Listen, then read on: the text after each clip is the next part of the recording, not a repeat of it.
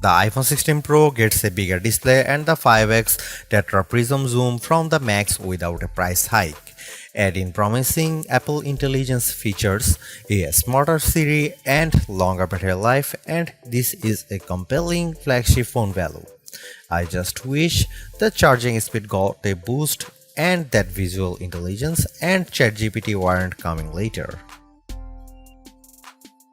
Between the iPhone 16 Pro and 16 Pro Max, the latter seems like a bigger deal because of its enormous 6.9-inch screen, but I am telling you, the iPhone 16 Pro should not be overlooked. I have been using both of these new iPhone Pros side by side, and I think the regular iPhone 16 Pro is a better value for $999 US.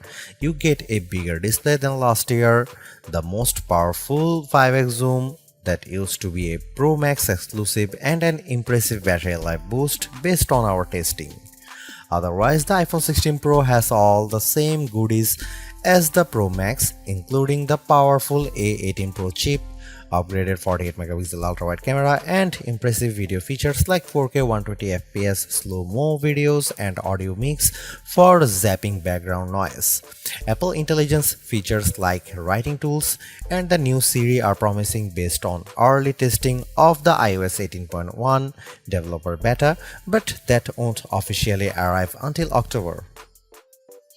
As you will see in my iPhone 16 Pro review, this is ounce for ounce one of the best phones you can buy and the best iPhone for power users on a budget, even if there's not a truly wow feature yet for Apple Intelligence yet. The iPhone 16 Pro goes on sale September 20 and starts at $999 US for 128GB of storage. It's worth noting that the iPhone 16 Pro Max features 256GB of capacity in its base model. The good news is that you can get 256GB of storage for $100 less than the iPhone 16 Pro Max, and you get the same max storage option of 1TB for those willing to really splurge. The iPhone 16 Pro has a few key upgrades that I appreciated during my testing. There's a sharper 48-megapixel ultra-wide camera, a faster 48-megapixel main fusion camera with zero shutter lag, and the 5x tetra prism zoom borrowed from the Pro Max series. In addition, photographic styles are integrated directly into the Camera and Photos app, so you can change skin undertones and the mood effect of your photo on the fly. Plus, you can tweak it after the fact.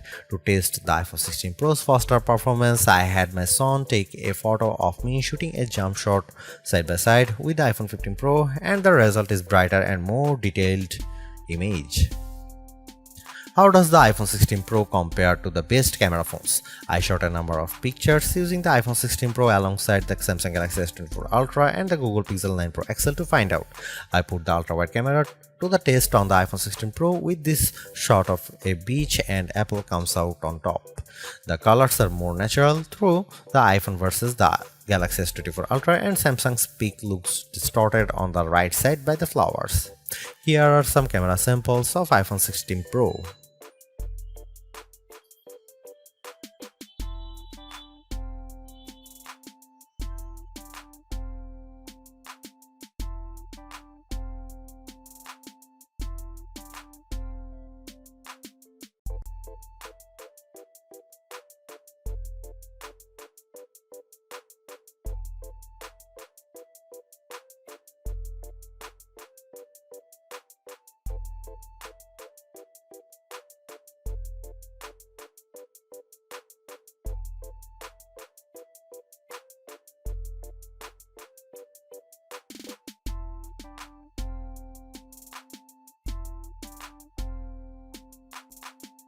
Overall, the iPhone 16 Pro is arguably the best flagship phone under $1,000.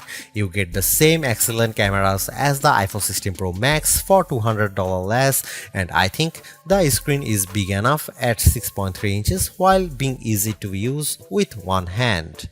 I also like the improved battery life, handy camera control, and compelling audio mix feature for videos. The Apple Intelligence capabilities such as writing tools, the new Siri, and lineup show promise, but some of the more exciting features like ChatGPT integration, image background, and the Google Lens like visual intelligence are coming later. In terms of the competition, I think the Galaxy S24 Plus and Google Pixel 9 Pro have more compelling AI features right now, but I prefer the camera system from the iPhone in many cases and the extra performance from its A18 Pro chip. Should you upgrade to the iPhone 16 Pro? If you have an iPhone 13 Pro or older phone, I'd say yes. And if you have an iPhone 14 Pro, I'd say wait to see how well Apple Intelligence works once it fully rolls out before you buy.